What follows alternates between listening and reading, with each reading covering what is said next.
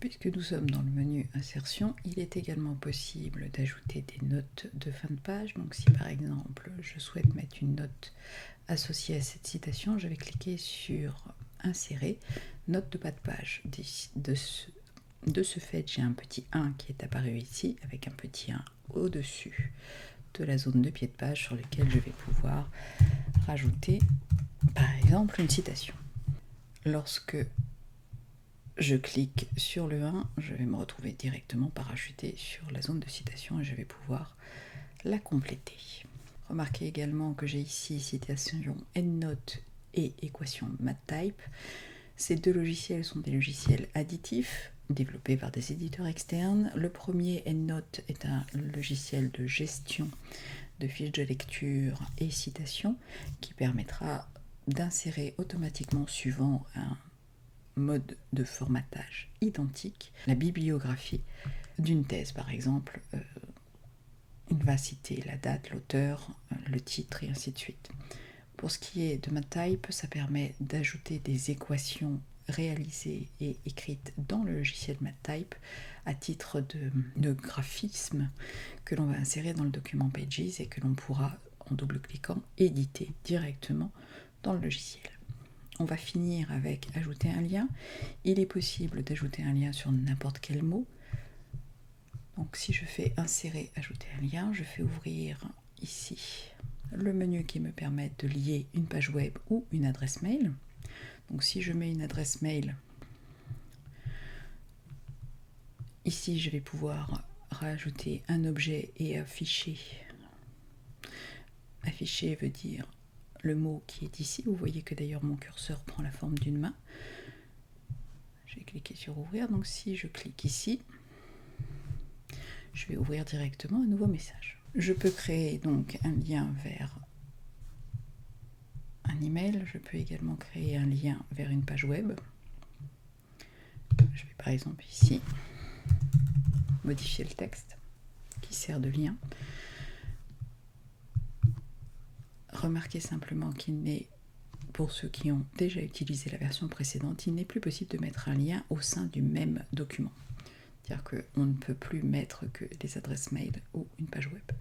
On peut utiliser également la détection automatique d'une URL. Si vous tapez une URL, elle va directement être soulignée et reconnue en tant que telle. Et je vais ici pouvoir modifier mon lien de la même manière. Cette fonctionnalité est à chercher dans le menu édition, substitution. Vous avez ici modification automatique des guillemets qui vont devenir des guillemets courbes, les tirets seront intelligents, les liens intelligents. Le remplacement de texte étant l'utilisation de la fonction de raccourci de texte telle que réglée dans les préférences système. Donc si je décoche lien intelligent et que je retape mon lien, je vais à la ligne, il ne va pas détecter le lien. Donc encore une fois, menu édition, substitution et vous cochez lien intelligent. On va également revenir sur l'ajout de la date et l'heure. Donc ici, il me tape automatiquement la date et l'heure. Si je double-clique, je vais pouvoir modifier le format d'affichage et je peux également saisir une date qui ne sera pas celle d'aujourd'hui. À partir de là, elle affiche une date dans le futur.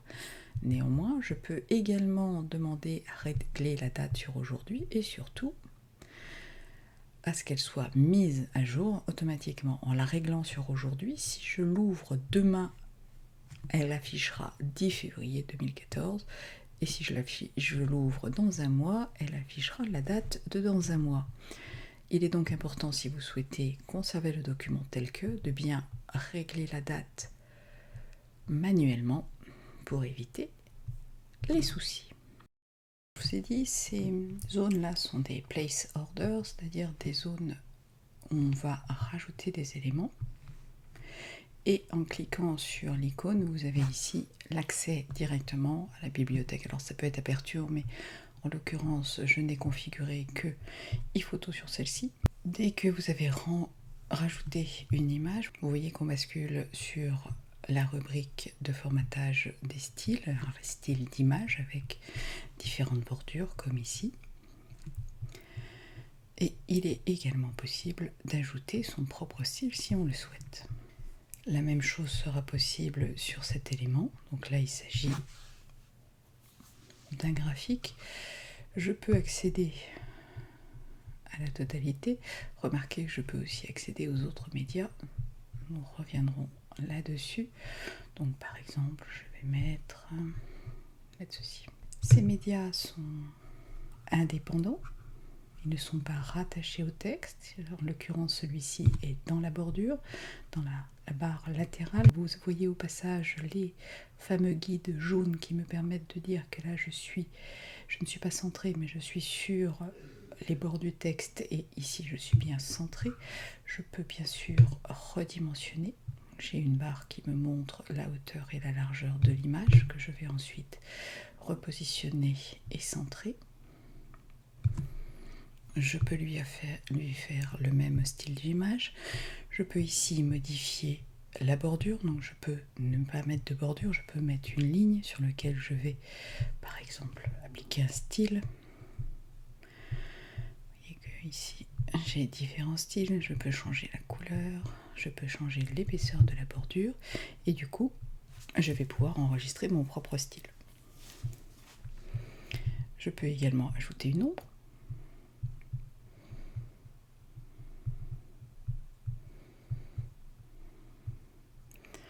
Les ombres seront de différents types, à savoir une ombre dite portée, c'est-à-dire comme si on éclairait l'objet. Une ombre de contact est une ombre en dessous, c'est-à-dire comme si l'objet était posé sur une table, et vous avez l'ombre incurvée, qui est comme si l'objet avait des bords relevés. Vous pouvez d'ailleurs les incurver vers l'intérieur ou vers l'extérieur, et vous voyez que l'ombre change. Vous pouvez gérer le décalage de l'ombre, donner l'impression que la photo sort encore plus du cadre, et vous pouvez également gérer son opacité. L'angle se modifie également et la couleur de l'ombré peut être différente aussi. Si j'enlève l'ombre, je peux également ajouter un reflet. Ce reflet, je vais le gérer pour l'intensifier. Je vais gérer également l'opacité de l'image, quitte à la rendre quasiment transparente. Donc ça, c'était la rubrique style d'image. Si je vais dans Images, je peux ici rappeler le menu pour remplacer l'image par une autre. Il me faut un autre type d'image. Je vais donc cliquer sur Multimédia, qui m'appelle la fenêtre d'image. Donc je vais me mettre à un autre endroit. Vous voyez que le comportement de cette image est différent. À savoir, il se déplace avec le texte. Ça, on va revenir dans un instant. Donc si je retourne sur le menu Images, je vais dire modifier le masque. Et modifier le masque me permet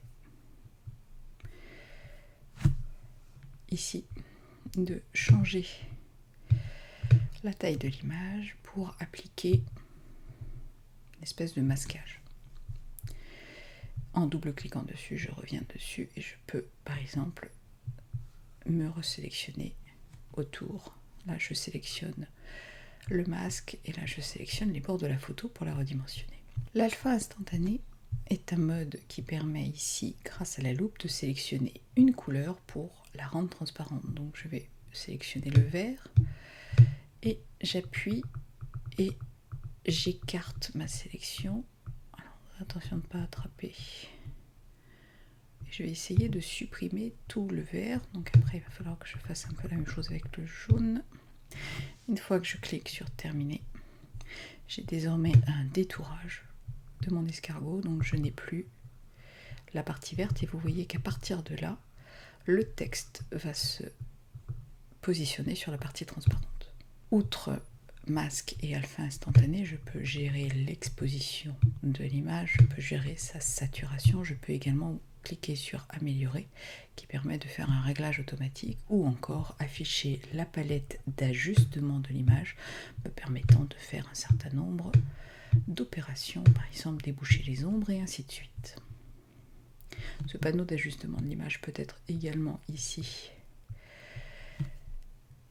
ajuster l'image, afficher, ajuster l'image. Ça peut donc afficher ce panneau de présentation et afficher les couleurs permet d'afficher la roue.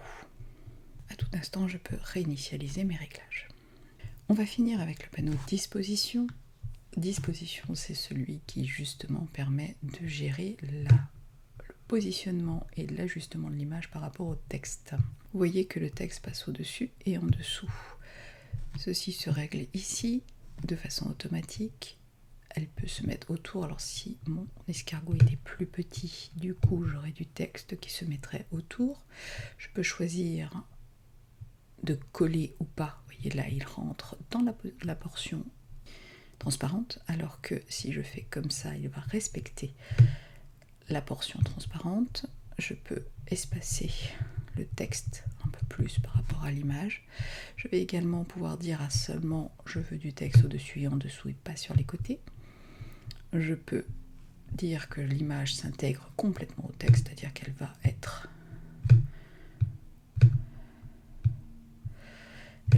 collée au texte et non plus déplacer le texte avec ces déplacements. Je peux très bien dire qu'il n'y a aucun déplacement, et là dans ces cas-là je me retrouve dans la même position que celle-ci, c'est-à-dire que elle est indépendante et le texte lui n'est pas intéressé par les positionnements de l'image. Donc encore une fois automatique, je déplace et je règle la position de l'image comme je le souhaite. Je peux également la faire passer une sélection en avant, en arrière. Ça c'est quand on a plusieurs objets, et je vais y revenir. En mettant plusieurs objets, je peux modifier manuellement la taille, je peux changer ou pas la totalité des proportions. Je peux également positionner ici au centimètre près. Je peux faire pivoter mon image en sachant que si vous appuyez sur commande et que vous saisissez un coin, vous voyez apparaître une flèche courbe qui aura le même effet. Je peux faire un miroir, c'est-à-dire retourner l'image. Et je peux également choisir de grouper différents objets ensemble. Et ça, c'est quand il y en a plusieurs. Et on va d'ailleurs s'y intéresser tout de suite. Si j'ajoute maintenant une figure, donc figure, eh bien j'en ai plusieurs de différents styles. Par exemple, je vais ajouter cet élément. Cet élément a le même genre de comportement avec le texte. Encore une fois, ça se règle ici dans disposition. Et il faudrait que j'ai le deuxième objet par-dessus. Donc je vais le mettre en arrière, je peux le remettre en avant et je peux le faire passer à différents plans s'il y a plusieurs plans, empilés les uns sur les autres. Donc cette flèche dispose d'un petit curseur vert. Ce curseur permettra ici de modifier la tête, la pointe et le corps. C'est la même chose si on passe par exemple, non, sur un rond ça ne va pas marcher, mais si je vais sur une étoile, j'ai sur mon étoile deux points. Le premier me permet d'ajouter des pointes et mon deuxième permet de régler la profondeur de la pointe en elle-même. Je peux bien sûr les redimensionner également. Remarquez qu'une fois qu'on a sélectionné l'objet, on passe dans la rubrique style. Donc là, je vais ajouter des styles particuliers, mais je peux manuellement changer totalement la couleur. Je peux également demander à ajouter un dégradé sur lequel je changerai la couleur 1 et 2, l'angle, le sens du dégradé. Je peux ajouter une bordure plus ou moins épaisse. Je peux ajouter une ombre. Je vais mettre une ombre incurvée. Voilà. Et je pourrais même ajouter un reflet. À partir de là, je peux ajouter un style. Et si je sélectionne mon deuxième objet, que je vais sur la rubrique style et que je sélectionne mon style, il va appliquer les mêmes réglages à l'un et à l'autre. Ces différents objets peuvent être sélectionnés ensemble Si on va sur la rubrique disposition, on voit apparaître deux nouvelles options, à savoir unir. J'ai donc une forme commune. Je peux faire pomme Z pour les rendre de nouveau indépendants. Je peux croiser, c'est-à-dire,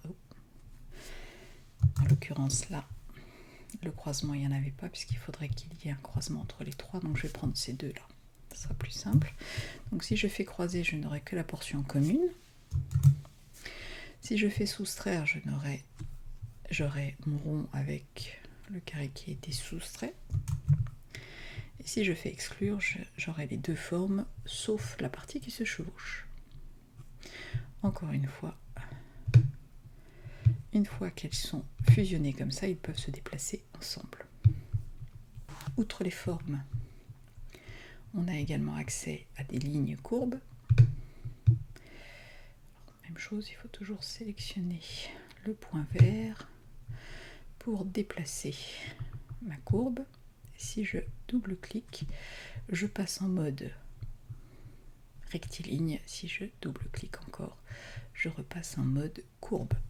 Je peux d'ailleurs ici changer ce réglage, une ligne droite, une ligne courbe et un coin. Ma ligne peut également bénéficier de styles. Donc je vais lui appliquer des styles différents et je vais pouvoir encore une fois modifier un par un toutes les caractéristiques, à savoir mettre des pointes, des ronds et tout le reste. Ici aussi, je peux ajouter une ombre, je peux ajouter un angle et je peux même ajouter un reflet. Et pour finir, nous avons un dessiner à la plume. Dans ces cas-là, on clique à différents points.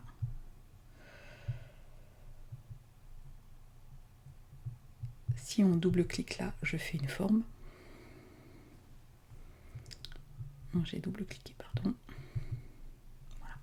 Si je fais un clic, je ferme ma courbe.